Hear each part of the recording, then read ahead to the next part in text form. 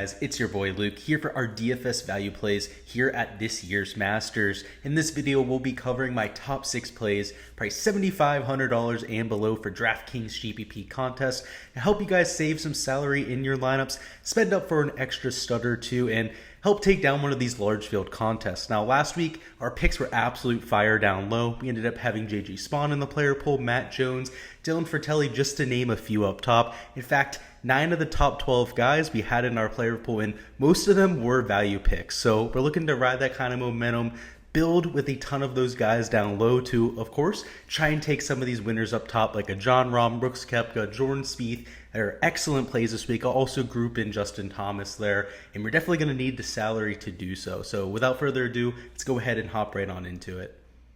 So going ahead and hopping right on into it, you'll see that I like 2 players towards the top of the range here, one at $7,500, one at $7,400. Let's go ahead and start off with Webb Simpson, though, who's the more expensive of the two. He's somebody who had a ton of injury concerns over the last month or so, was somebody who I was taking a wait-and-see approach on. He was returning from injury, a little bit of surgery, time off to try and get his body right, and early on, you certainly saw some of the rust. He wasn't quite himself off the tee, was a little bit more inaccurate than his usual self, and with the approach play, also dealt with some issues with distance control, was missing greens that in the past he would hit in his sleep, but as the more and more rounds got under the belt, he missed the cut at the Players Championship. At the Valspar Championship, he looked excellent in round 2. He started a little bit rusty there in round 1, but really found his stride, ended up making the cut there and finishing in the top 50. And then the next time out at the WGC, even though he didn't get out of group play, the iron play looked solid. Just didn't make enough putts to get it done there. If you take a look at his shots gained profile, it was really let down with that short game. But most importantly,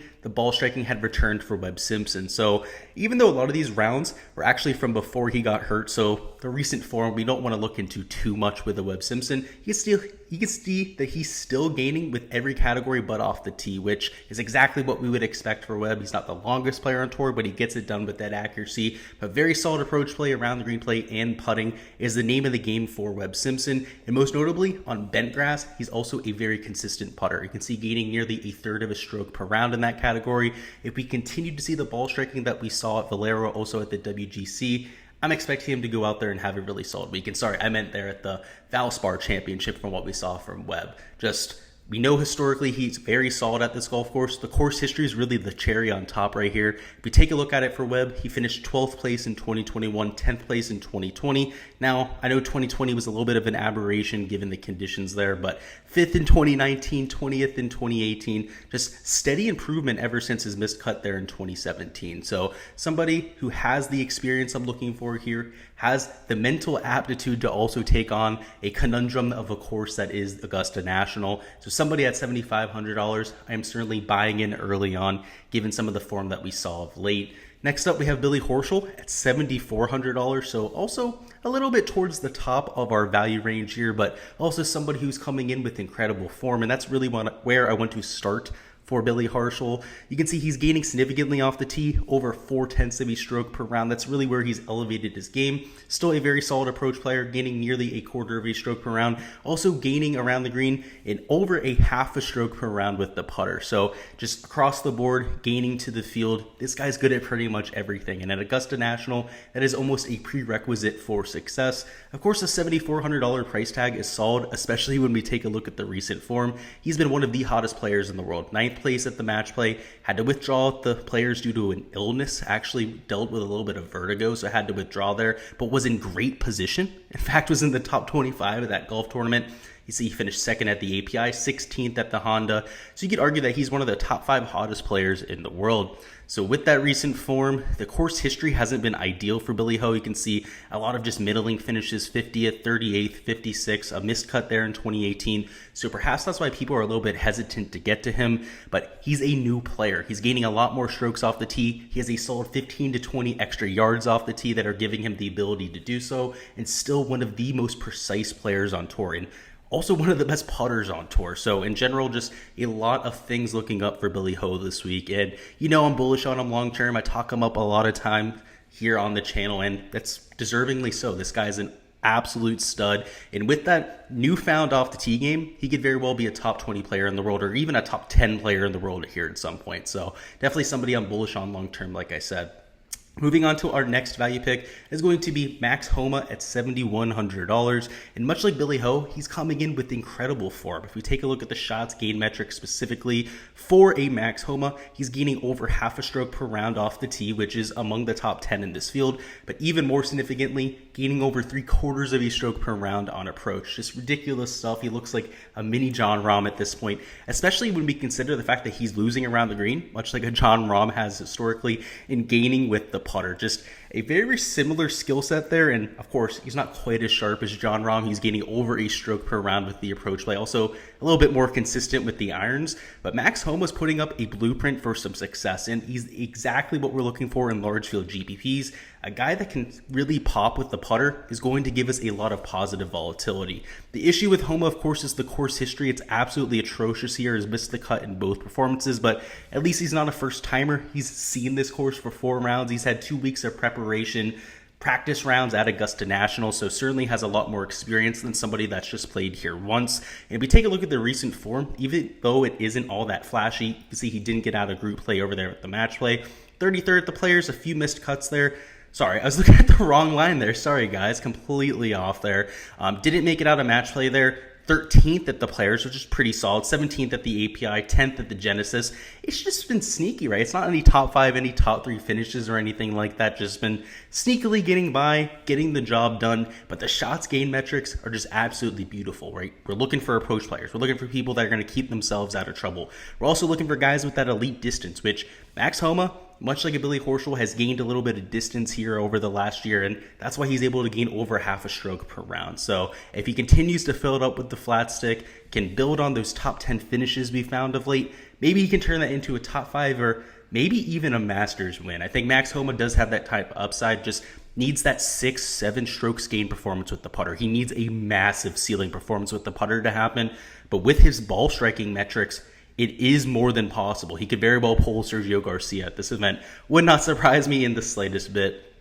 Kevin Na at $6,800 is going to be the next guy I want to touch on here. He's somebody who doesn't have the best course history. If we take a look at it, it has improved over the years, though, most notably the last 2 times out, where he's finished 12th and 13th in this field. 46th there in 2019, though, also a missed cut in 2017, so that's what I meant by it was a little bit of a rough start there. But the shots gain metrics for Kevin Na are definitely giving me a little bit of, hesitancy, but also a little bit to look forward to. The approach play has been right around average. He's had a few pot weeks where he's looked solid. At Waialae, he looked pretty decent. Also, at the match play, really had the approach play working there. But the off the tee play is always going to be something to worry about there. The around the green play, this is concerning. This is why I'm a little bit hesitant for Kevin Na, but the putter's still been there. Now let's talk about the around the green play.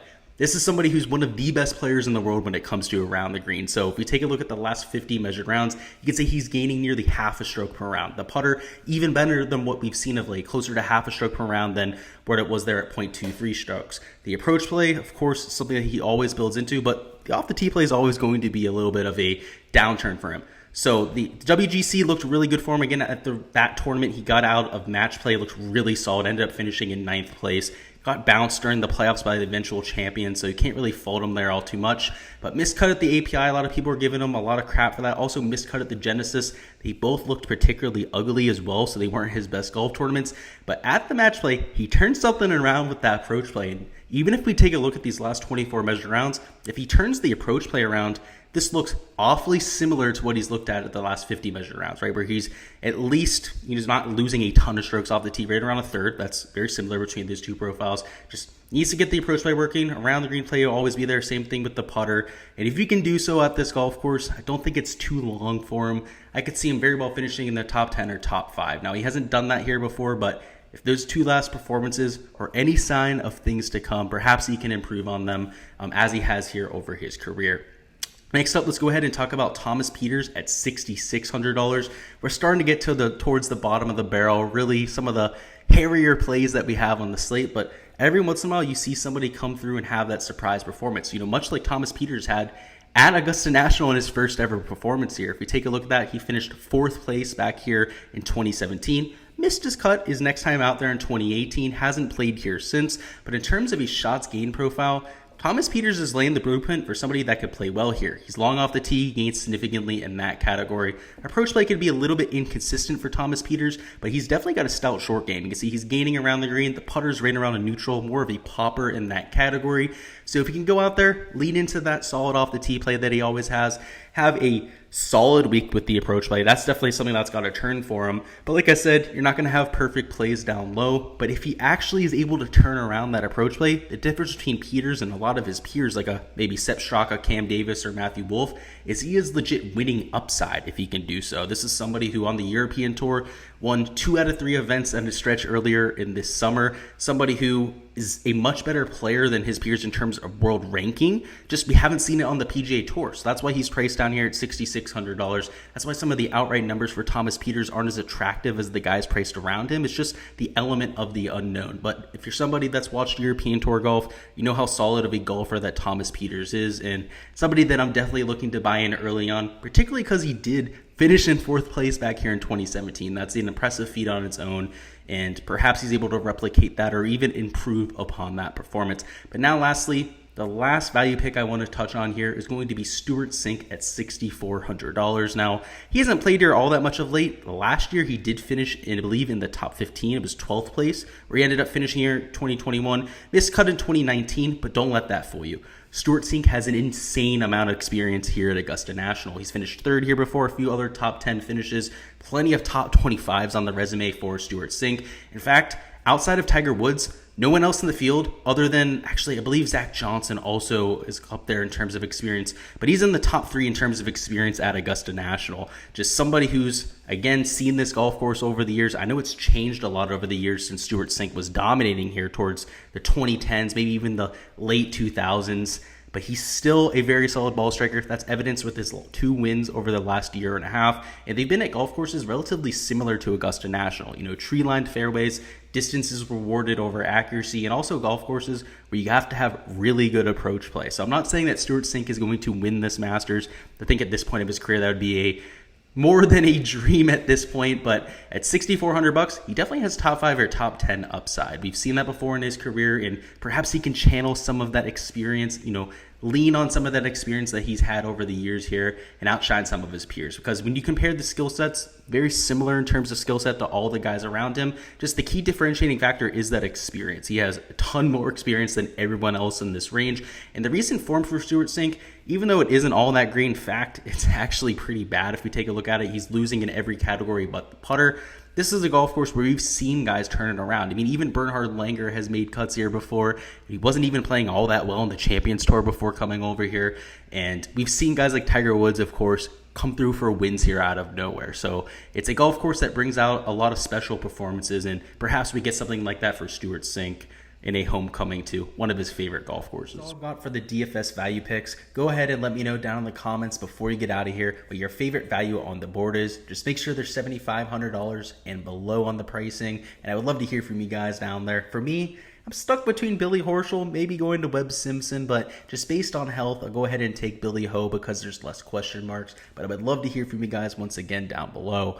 Make sure you guys subscribe to the channel. If you guys haven't already, we're going to have even more golf content coming, fades and sleepers, our weekly DFS live stream, some betting, prize picks, showdown content, just a ton coming. So make sure you subscribe so you don't miss any of that. Also, make sure you smash the like button before you get out of here as well. It helps get the video out there to more people. Also helps me grow the channel here. I appreciate all the support here on the channel. And until next time, guys, best of luck with all of your lineups or outright bets for this week. And let's get this cash.